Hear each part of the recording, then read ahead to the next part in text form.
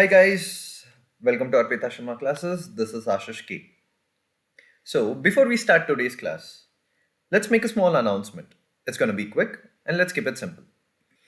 Unacademy is launching new batches for UPSC CSE 2022 and 2023 from 12th January 2022. The batches will be in English as well as in Hindi. If you subscribe today, you will get a set of 20 GS books curated as per UPSC's latest syllabus, along with current affairs and previous year questions. Unacademy has also launched optional courses for you under the guidance of the India's top educators. So use code ARPITA10. I repeat, use code ARPITA10 to get 10% discount and subscribe today. Links are available in the description box below. Thank you guys. So, as we studied in our previous class about the fail of Nehru report and how CDM started, civil disobedience movement started and spread and its effects. So, regarding the previous classes, the link is mentioned in the description box below. So, please do see the previous class and then please do join this. So, if you still haven't watched this previous video, the link has been mentioned. Before we start the topic, let's brush into the sequence of events briefly. So today we are going to study about first roundtable conference in 1930 and then Gandhi-Irwin Pact, which is in 1931, and Karachi Session of 1931. So let's start with the topic and brush up a bit of the previous events. So in 1917, Montagu spoke behalf of the British government, stating British government will be a responsible government in India. So that is the reason why they started Montagu-Chelmsford Reform, which is also known as Government of India Act 1919, and in which the involvement of Indians would increase in the British administration. So they brought up this Montagu-Chelmsford reforms, which is also known as Government of India Act 1919, in order to actually see active participation of Indians in the constitution. So Britishers started allowing our Indians to work with the constitution or to work in the constitution. A provision was made in this Montagu-Chelmsford reforms. A provision was made. So a committee was set up, which was actually set up to monitor the Chelmsford Act and its impacts and to recommend new constitutional reforms after 10 years.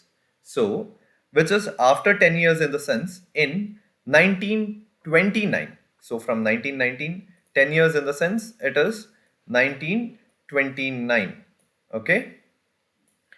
In 1929, the report had to be submitted after taking an overview of how this Government of India Act impacted on India. So, this commission was formed 2 years prior, but this commission here, which had to be done in 1929, was actually formed 2 years prior, which is in 1927 by Sir John Simon. So you must have been familiar with the name, the Simon Commission, right, guys? So, in order to publish the report, it took almost 3 years in order to publish the report of Simon Commission. So this was actually formed in 1927, which had to be formed in 1929. So in May 1930, so it took 3 years to publish this report. The Britishers further wanted to discuss on the report submitted. So once this report was submitted, the Britishers actually wanted to discuss on this because they liked the report. Okay, so in order to discuss regarding this, the first roundtable conference was organized. So the Britishers actually thought, okay, let's discuss on this. Let's do the improvements. Let's see what the impacts were. And based on the report, we'll make the necessary changes. So this led to the start of first roundtable conference in 1930. Okay. So let's see what this first roundtable conference consisted of. The first roundtable conference was organized by the British in England. Okay, so this roundtable conference was actually held in England and not in India. So it was inaugurated by King George V on November 12, 1930. and it was chaired by the British Prime Minister Ramsay MacDonald. So, guys, in order to remember this name, we famously know our McDonald's. We go for burgers, we go for McFlurries, and all those stuff. So, this is an easy catch in order to remember the British Prime Minister who was actually present in the first roundtable conference. So, when we talk about this conference, when we talk about a conference, it's a set of people, set of delegates actually talking regarding it, discussing regarding it, and coming to a conclusion. So let's see who all the invitation was sent to, who all were involved in this roundtable conference. Okay, so it actually included 16 delegates from the princely states. From India, 16 delegates from the princely states, 16 delegates from three British political parties, and 58 political leaders of British India. So here, the British sent the invitation to 16 delegates of princely states. Make a note of this, guys. And 16 delegates from three British political parties and 58 political leaders of British India. Fine. So, when we talk about 58 political parties, 58 political leaders, let's see from which all community or from which all parties did the leaders include. So, here's a list of it. And this is a brief list of it, which includes the Muslim League, the Hindu Justice League, the Sikhs, the Liberals, the Christians, Anglo Indians, Europeans, landlords, labours, women, universities, Sindh and Burma, and representatives of Government of India. So as we all know, in the Muslim League, it was actually led by Muhammad Ali Jinnah. And also, the depressed classes was actually navigated or led by Dr. B.R. Ambedkar. But you must be wondering now, there is something missing in this list. Hope you guys recognize what was missing in this list. Let's see, because since we have known in our civil disobedience movement, it was led by Gandhi. And in the backdrop, there was a major party supporting it, which is Indian National Congress. So we must be wondering, why didn't Indian National Congress attend this? Why? Why did they even not attend this conference? Why were they absent? So yes, our Indian National Congress did not attend this. They boycotted because in India, civil disobedience movement was going on. They had turned down Nehru report as well. So Congress boycotted the first roundtable conference. In this conference, let's see, the main discussion had to go with INC because INC is the one, Indian National Congress is the one who started civil disobedience movement. And without the major party, rest of all of them are present here. But the discussion had to be with Indian National Congress in order to maintain the decorum in India. In order to maintain British rule smoothly in India, they had to have a discussion and come to a conclusion with Indian National Congress. But they themselves were not present there. So without INC, this roundtable conference is nothing but just a discussion. So, though they reached conclusions, though they had discussions, but still, it was almost waste. Because whatsoever the movement starts, if at all the INC stands against it or for it, almost all the Indian citizens stand by them. So, this is which the British started thinking on how effective or successful would the outcomes turn out to be, or would it be a flop? And as we know in India, the civil disobedience movement was the biggest movement. After non-cooperation movement, guys, I think civil disobedience movement had gained a huger mass. And roundtable conference still lasted until 19th Jan 1931. So the roundtable conference still went on, but as we know, without the INC, it was still a waste. Now, after all the discussions were done, Irwin got to know, Arey yaar, our Indian National Congress is only not here. So without their discussion or without coming into a conclusion without them, our government is gonna actually tremble. We're gonna have a rough path. So again, British government ordered Irwin to go back to India and sort things out. So now, Irwin was a bit tensed since the first RTC, the first roundtable conference, did not give any positive outcome. Okay, now Irwin decided, okay, अरे भाई, Gandhi को release करना ही पड़ेगा. I think we have to release Gandhi now, or else we are screwed. So Gandhi and Irwin, Irwin sent a message to Gandhi. Okay, so Irwin sent a message to Gandhi that he wanted to meet, he wanted to have a meeting regarding the non-cooperation movement, which was already like widespread like a forest fire. So it was actually in almost all parts of the country, this movement was going on. So that is when Lord Irwin wanted to bring the CDM to an end, and that is when the start of Gandhi-Irwin Pact started in 1931. So, as we all know, in 1930 May, Gandhi was actually arrested. In April, Jawaharlal Nehru was arrested. So now Gandhi was released on Jan 1931. Almost a year, almost 8 months. So Gandhi was invited for a meeting with Irwin. And this was actually mediated by our Tej Bahadur Sapru. Okay. So for the first time, this meeting was held as equals. Gandhi now was equal to Lord Irwin. So this was an equal meeting, a man-to-man meeting. Let's discuss and sort things out. So this meeting went on for almost 15 days and they had 8 meetings. This consisted of 8 meetings. So just imagine the intensity, guys. What and all they might have discussed, what and all the agreements, what and all the agreements would have been there. And also, Irwin was a soft heart. He was also against violence. So Gandhi had respects for Irwin. Okay. So this was the first time they both had a meeting as equals. So this is a matter of pride. The one who used to treat us as slaves are now having meeting with us. Us in the sense Indians are having meeting as equals. And what did they discuss so much? 15 days, 8 meetings. What was the outcome now?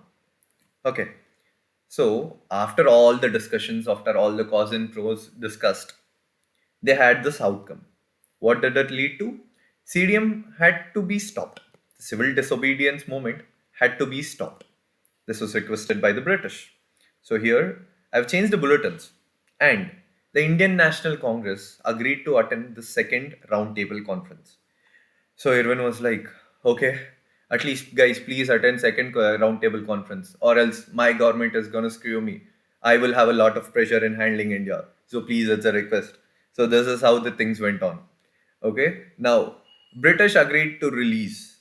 This was actually Gandhi's request. What did Gandhi request? British agreed to release the prisoners arrested under the charges of non-violence. So guys, our non-cooperation movement actually went on very in a path of non-violence. In some parts, in very few sections or few parts of it, violence was actually involved. But most of it, almost 98% of this movement went with non-violence. And Gandhiji also requested, return the lands confiscated and let go of the fines for not paying the tax. So the taxes were imposed by the British on our Indian citizens who were not able to pay, their lands were confiscated.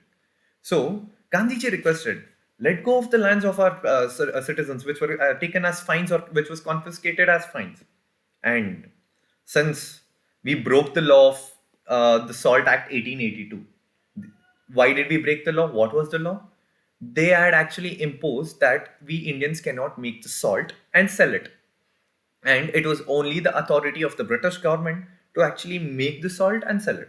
So Gandhi was like, no, please do provide the provision for the coastals to make their own salt and not sell it, at least use it for their own. Okay. So this was of the welfare of our Indian citizens. And there was another request, re-recruit the employees who had joined the civil disobedience movement. So as we all know, a lot of students, a lot of soldiers, a lot of lawyers, a lot of doctors, a lot of bureaucrats quit their jobs in order to join civil disobedience movement. So as Indians, they joined. Now it was time for Gandhi to take lead and show the gratitude for their effort for CDM and requested to re-recruit the employees who had joined CDM. And there was another major request which was actually turned down by Lord Irwin. So this was to withdraw the verdict against Bhagat Singh, Rajguru, and Sukhdev.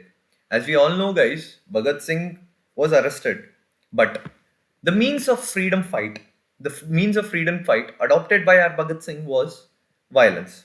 So due to which, here, as the discussions went on, Britishers agreed to release the prisoners arrested under the charges of non-violence. So let's keep this point in mind. They had only agreed to release on the basis of non-violence, but not who were arrested under the charges of violence. Okay, but the request was turned down and was not accepted. I really feel bad for this guys because Gandhi had all the chances in their mind. When the iron is under heat and pressure, we can actually bend it the way we want. So, if at all, this is my personal opinion, guys.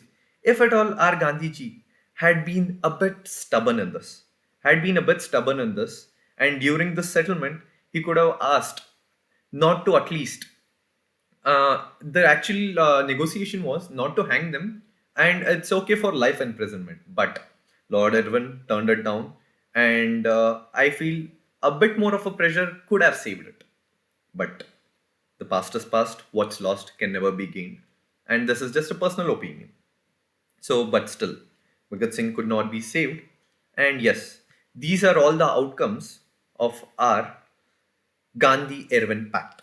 So, in this Gandhi-Irwin Pact, the outcomes, let's recall it once again. The civil disobedient movement had to be stopped. Okay, done. And the Indian National Congress agreed to attend the second roundtable conference. Okay, so in return, British agreed to release the prisoners arrested under the charges of non-violence. Make a note of this, only non-violence. And return the lands confiscated and let go of the fines for not paying the tax. Allow the coastal people to make salt for their own use. Because salt is for a living. It is our own sea. That is the most simplest source of income, and imposing tax on it, that was too much to bear. So this was a request again that was made by Gandhiji, and re-recruit the employees who had joined CDM. So on a matter of gratitude, Gandhiji got all the jobs back for those people who had actually joined the civil disobedience movement. I mean, these were the outcomes of this Gandhi-Irwin Pact. And this one major request was turned down, which is very sad. But yes, it was turned down. And now, after this, after this Gandhi-Irwin Pact, there is another major incident, which is the Karachi Session. So, hope you guys remember the Lahore Session. So, Lahore Session, the first time we heard Purna Swaraj. What is Purna Swaraj? Yes, the first time Purna Swaraj was actually heard by our citizens, complete freedom. So, why was this actual Karachi session held, and who actually organized this? Okay, so the Indian National Congress held a session at Karachi. Indian National Congress held a session at Karachi, and who was it led by? It was led by the President Sardar Patel. So this Karachi session was held by Sardar Patel ji. Okay, and on the way during this Karachi session, when Gandhi was on his way to this Karachi session, before this Karachi session was held, 3 days before, I mean 6 days before, our three great freedom fighters, as we requested for Irwin to let go of them and not hang them, but still the request was turned down. Our three great freedom fighters were hanged. Bhagat Singh, Rajguru, and Sukhdev were hanged exactly 6 days before the Karachi session was held. So, on the way to Karachi session, people of Punjab Naujawan Bharat, okay, Punjab Naujawan Bharat Sabha. Please make a note of this, guys. Punjab Naujawan Bharat Sabha, okay, protested and were very actually on a disagreement with Gandhi because they could not save our the great leaders Bhagat Singh, Rajguru, and Sukhdev. They showed flags. So on the way, when Gandhi was on the way to Karachi, this Punjab Naujawan Bharat Sabha actually showed black flags in order showing that disagreement on their decisions. So that at that point of time, I remember that Gandhi made a statement, which is Gandhi may die, but Gandhiism will not. So Gandhi made a statement there saying Gandhi may die, but Gandhiism will not. Okay. So cause in the negotiation and this Gandhi-Irwin Pact, he could not actually save them because they had chose the path of no, violence, and Gandhi was always with non-violence. Okay, so let's see what are the two main aspects of this Karachi session. Why this was held? Okay, so what were the reasons for this Karachi session, and what did this Karachi session lead to?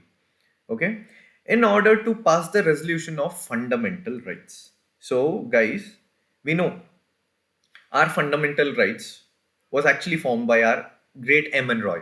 Okay, so in order to pass this resolution of fundamental rights, this Karachi session was actually held, and also just a few days before they had this Gandhi-Irwin Pact, and they had to let the people know regarding the Gandhi-Irwin Pact. They had to approve Gandhi-Irwin Pact that these are all the conditions they have agreed to, and these are all the conditions from our side we have agreed to.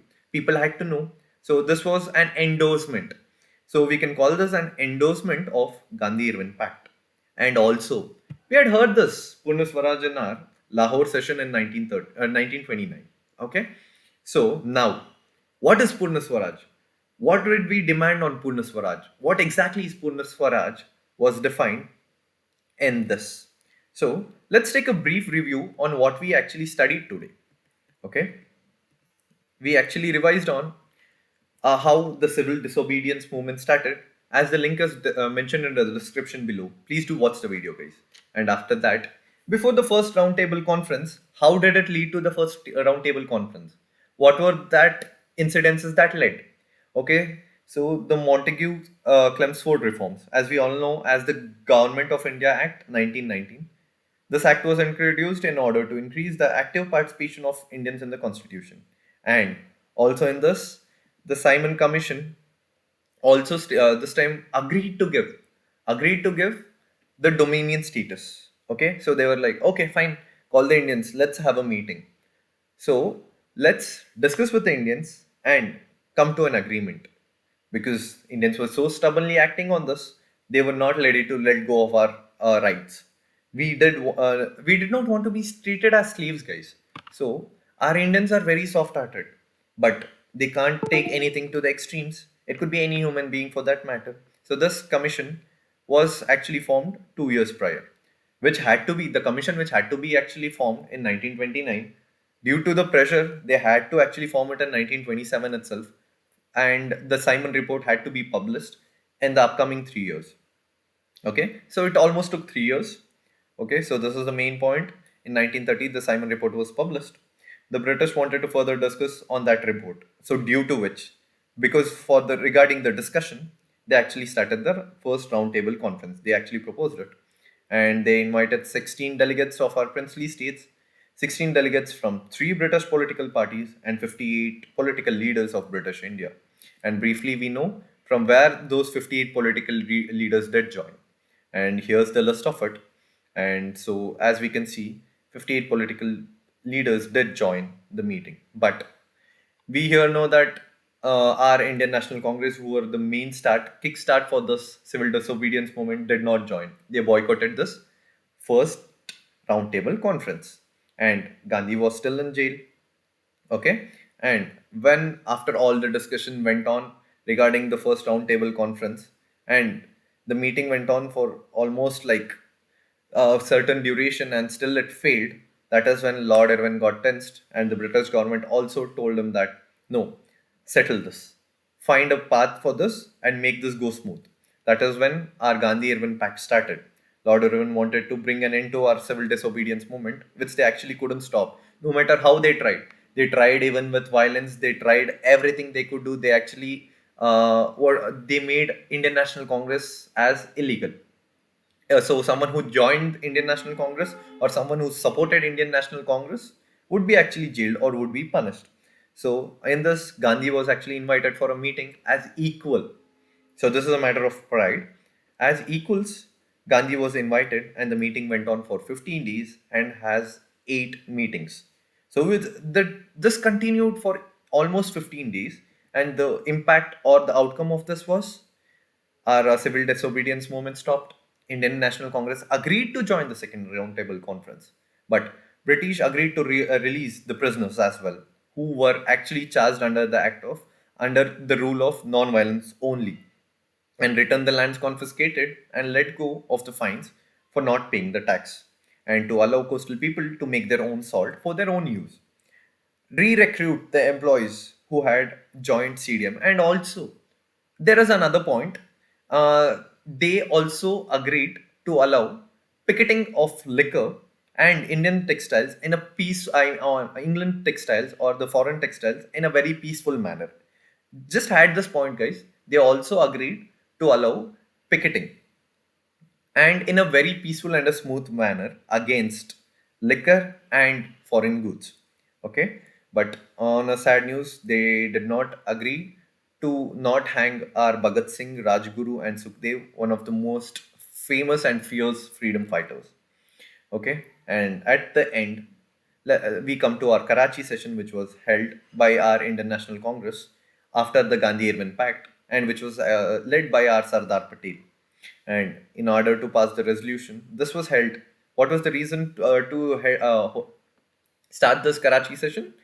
In order to pass the resolution of fundamental rights, approve the terms of Gandhi-Irwin Pact, and defined Purna Swaraj to the people of India. So, guys, I hope you all understood today's class. And if there's any doubt, you can also mention in the comment section as well. I'll make sure to clear the doubts before I start the next class. And thank you. Make sure you revise the classes because knowledge once gained is never solid.